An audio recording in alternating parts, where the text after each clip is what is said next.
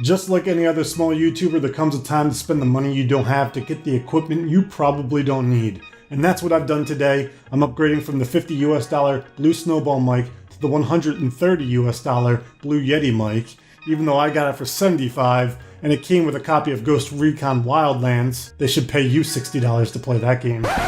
God, objective is gone. Whoa! Yes, I'm in the trees!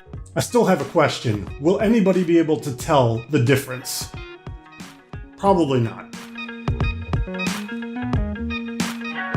Welcome back, guys, to a unique episode of Pixel Dwellers. Today we're going to be doing something a little bit different than I had found on YouTube or the internet while I was reviewing this mic. Now, a little bit of backstory. This mic was not my first choice to upgrade from the Snowball. It was actually the Audio Technica. I had heard other YouTubers using that, and I thought it sounded a little bit more clear, a little bit more crisp, and I really liked that sound that mic gave you. But that's $150 US plus the boom mic or the boom arm and everything else you're going to need for that. It was just too high for me right now. And then I saw this on Best Buy for $76 US, and it came with Ghost Recon. Not the best game, but really, when this mic goes for $130 US by itself, that's a great deal. So I had to pull the trigger. I got it, and hopefully I'm not disappointed with the quality. So after I decided to purchase the Yeti, I went online, I checked out some reviews, and there have been reviews made of these two microphones for years and years. There's so many reviews on YouTube. I am by no means the first, and I will be no means by the last. That doesn't even make sense. I will be no means the last video review of these two microphones. I did notice one thing that was similar in all the videos. They told you the name of the microphone while they were playing the audio sample. So I thought maybe that had some influence in the way I was perceiving the audio. I did a crazy sign there. I don't know why I did that. So I'm going to do something a little bit different. I'm going to play the audio samples without the names of the mic I'm using for that audio sample. And maybe I'll switch them up. You won't be able to like an old gambler with a bunch of cups and a marble. A marble? Ping pong? I don't even know. Like Oregon Trail or whatever. Oregon's Trail? Wagons Ho? Oregon Trail. That's Oregon Trail, right? Sounds dirty. Sounds very dirty now. So yeah, I'm going to do something a little bit different. I'm going to play the audio samples without the name of the microphone I'm using for that audio sample, so you can close your eyes and listen with your ears and see if you can tell the difference. The only thing I'll do is I'll pick one microphone. I'm not saying it's going to be the Snowball or the Yeti first. I'll switch them so you don't know. And I'll do the first round with either microphone without any post-processing, and then I'll do it again in the same order with the post-processing I use on my videos, which again, I'm not an audiophile. I just do a basic kind of like cleanup, and it sounds a little bit better. I boost the bass a little bit, even though I don't need to boost the bass any more than this. I'm freaking Sasquatch over here. But let's get into it, guys. What am I doing?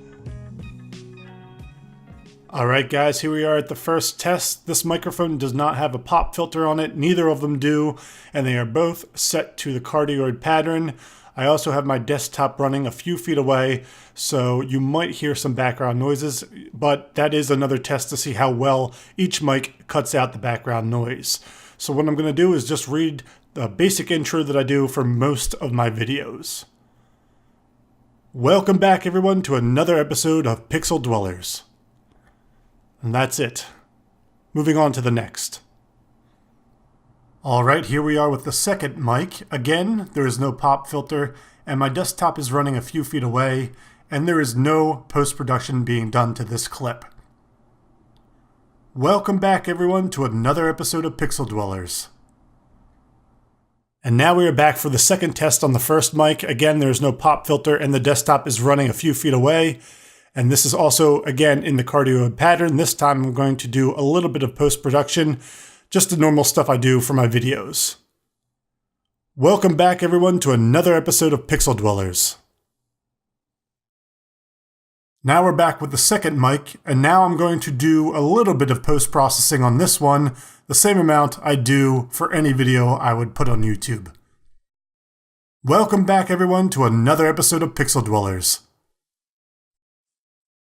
Alright guys, so that's it for the test. If you guys guessed that the first audio sample was in fact the Blue Yeti, then you'd be correct.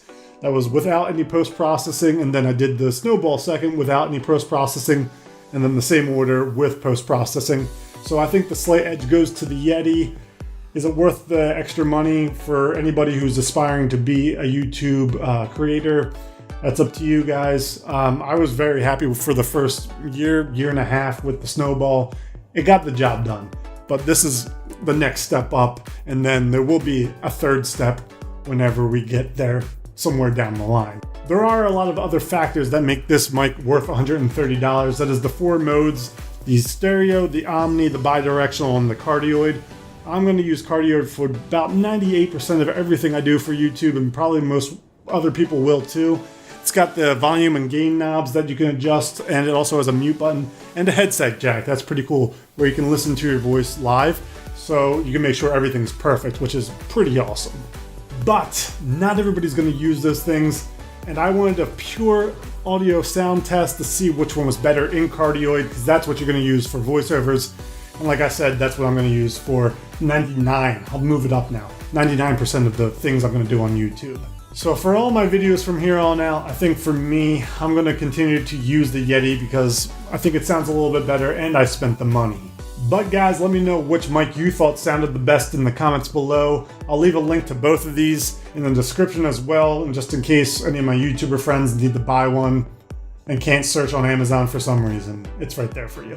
Anyway guys, don't forget to follow us on Twitter and hit that like button and subscribe and all that good stuff. And I'll see you in the next video, hopefully with a good sounding Yeti.